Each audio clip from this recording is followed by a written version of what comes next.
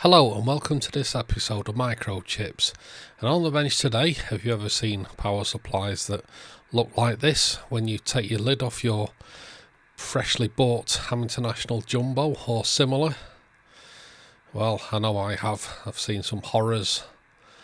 So that's what this video is about today. We've got a new product for 2026, which is a reproduction of the original International power supply. But before we start, don't forget to like, share, subscribe, comment, join Facebook, join Patreon, buy me coffee, have a look at my website, microchipz.net, and let's get started. So here's the power supply. It's got uprated components. It probably won't deliver any more power than the original power supply due to the transformer, but due to the way that it will have to be fitted, it will have to come in modular form and take a little bit of careful fitting. So let's put it into a jumbo. And funnily enough, here is a International Jumbo. This is a Mark 1 059 board that I will be fitting it into. I will be doing some more videos on this radio later on because it's got some gremlins inside it, but I just wanted a plain radio to fit the power supply into. So keep an eye out for that video when it comes. So first things first, we've got live power here. So always make sure you are unplugged from the mains before touching anywhere around here, because we all know these things like to give you a blast. So from the underside, we need to undo the screws. We need to remove the AC and the DC output. We also need to unsolder the original regulator and remove all those screws. You can see this power supply looks like it's been well lived in. So keeping all the screws to one side, there's our regulator. I've already taken the regulator transistor off the heatsink on this one because we won't be using that. And all being well, the old power supply board should come out, which we will take it away. Now let's fit the upgraded regulator. So make sure the surface is nice and clean, no foreign objects on it, and screw the new regulator transistor to the heatsink with a slightly longer M3 screw, as the original one just isn't quite long enough. So I'll get it as lined and as straight as possible. We will be taking it out again just for final alignment, but if we do that and screw it into place, that should be roughly in place. And then it should just drop into place. So here we have the power supply board. Now it's missing its bridge rectifier. We'll come to that very shortly. But what we're going to do is we're just going to check alignment of everything first, because we do need to get a alignment hole for the bridge rectifier. So we'll pop some screws in, just like so.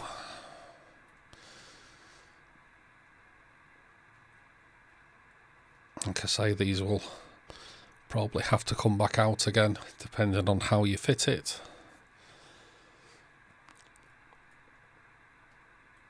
I'm just leaving everything just a little bit slack so we can make sure that everything lines up perfectly.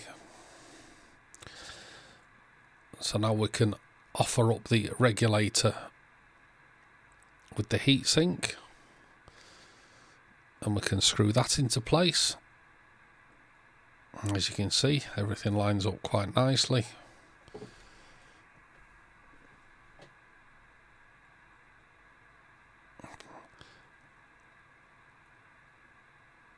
Just a little fine adjustment.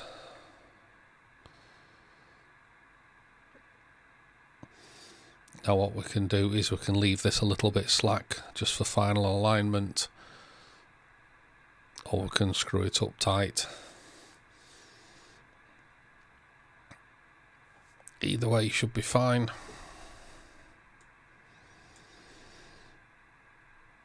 That's better.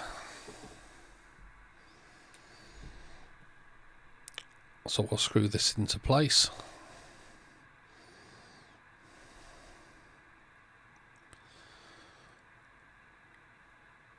Everything's looking good.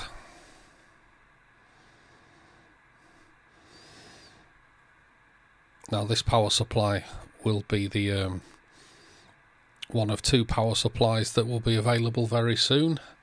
There will be this power supply, which is the basic one, and there'll also be a deluxe version coming from Q5 Electronics.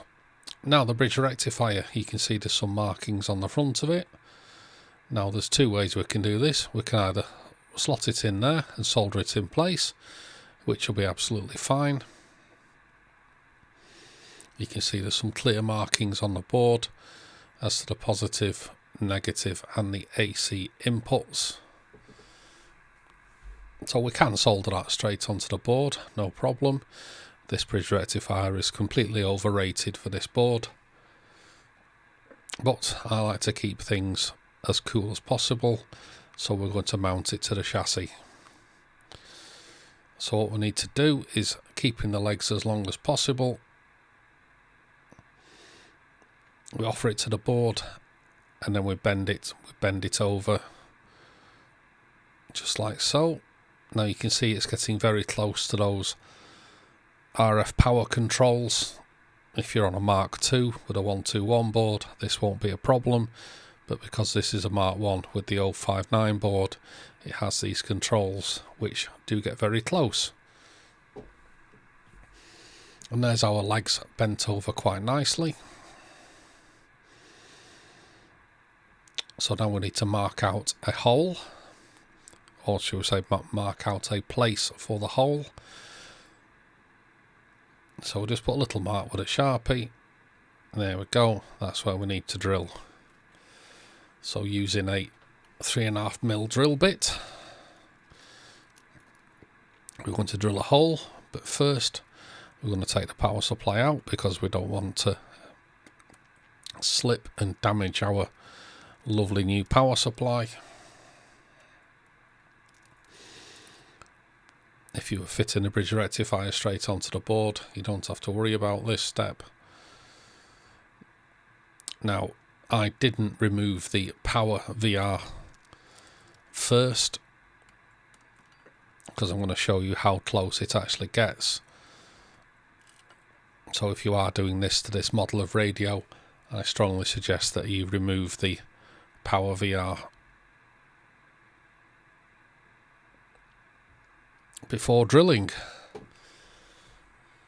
because these things are extremely hard to obtain, so we do not want to damage them at all.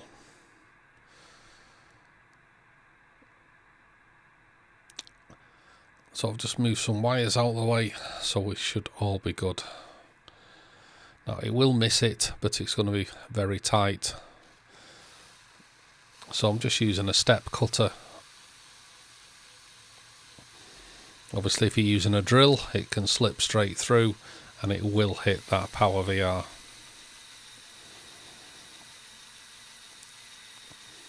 So we'll drill the hole, trying not to get the swarf everywhere. That'll do for that side. Now you can see how close that is to that wire and that terminal, so we don't want to be drilling. So for safety reasons, this is what we need to do. We need to unbolt this and move it out of the way. And now we can get rid of the sharp edges using our step cutter again.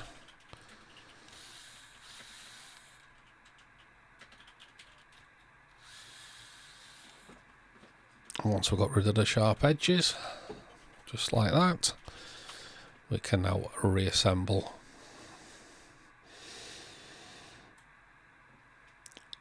So putting the power supply back into place.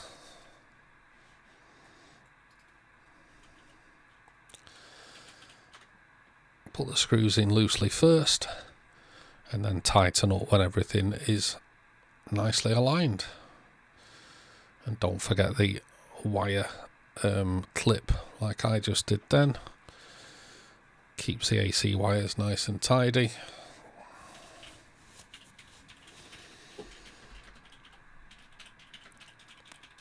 I'm going to offer up the regulator again. As you can see, the board moved slightly when we put the regulator into place. That's why we leave everything nice and slack and tighten up at the last minute.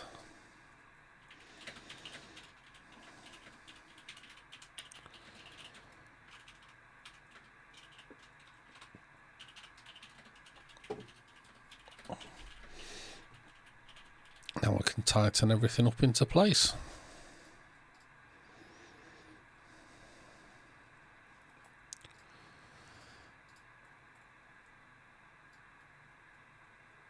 And I still didn't put that clip, so there we go.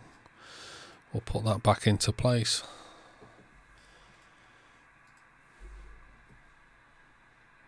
There we go.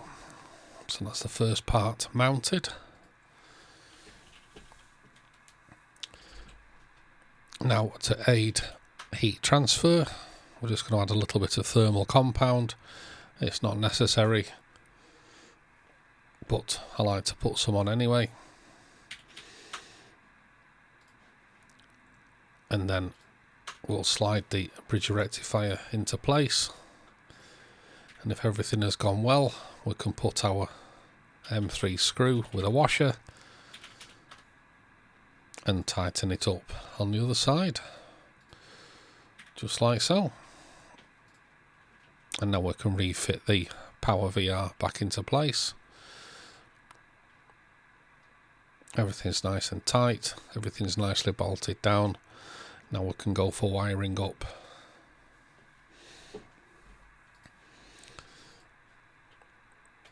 So next step, we need to solder the parts into place. Now, don't use excessive solder on this regulator because it is very close to a screw in the heatsink. We don't want it to short out. And because this bridge rectifier is now sinking the heat away, it's a little bit harder to solder in. You don't have to go overboard with the solder, just put it into place just like that. And that last pin is actually on the copper plane, so it takes a lot more heat.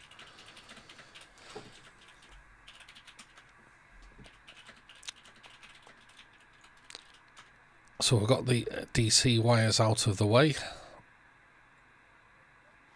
Now I'm going to trim the legs down.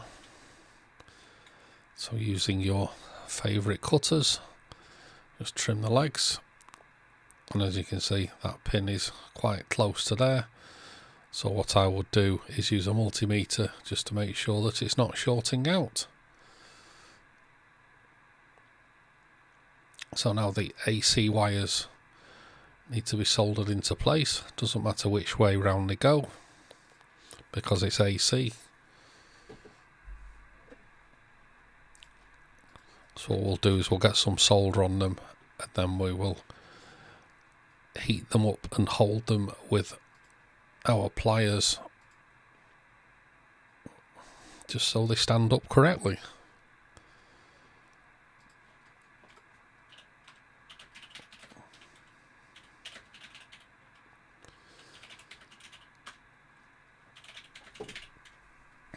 So there's our AC wires in place. Now if they're not stood up correctly, then get your cutters and stand them up just to make the job look nice and neat. And obviously make sure they're not touching, because that would be bad.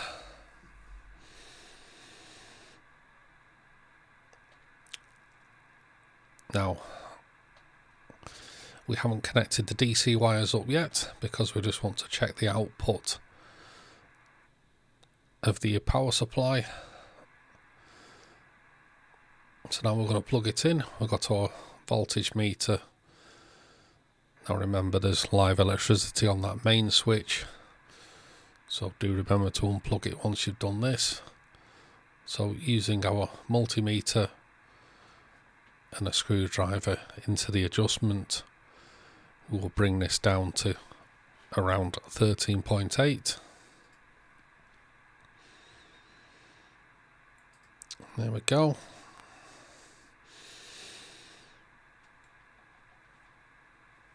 So that's our voltage set for this step. And we've switched it off and you can see the voltage decaying away. And we've unplugged it from the mains. Now we've got our DC out, so plus 13 and negative. So remembering which way round they go, we'll put our positive into that one, and we'll put our negative into this one. And again, we will solder it and then stand them up just so they're nice and neat.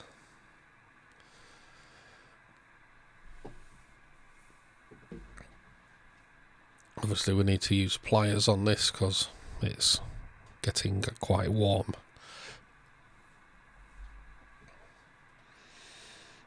We'll do the same with the other wire terminal.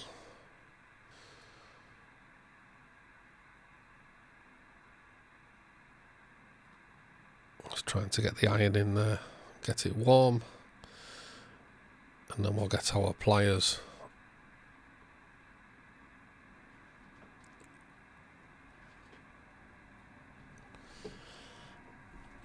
And just adjust its position. There we go, that's looking nice. Let it cool down and jobs are good and it's looking good. Now we've got the radio switched on and on its own supply, so now it's under load, we will just readjust the supply up to 13.8.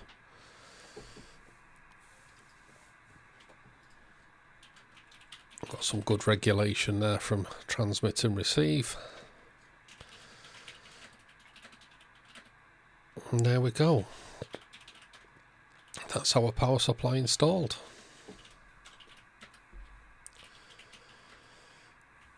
So there, I think it looks quite good. It should stay, well, it should perform as good as the original one without any issues. So these will be available on my website along with the deluxe version when I finally get around to that. Anyway, hope you enjoyed this short install video. Don't forget to like, share, subscribe, comment, join Facebook, join Patreon, buy me a coffee, have a look at my website microchipz.net. Thanks for watching and we'll see you in the next episode.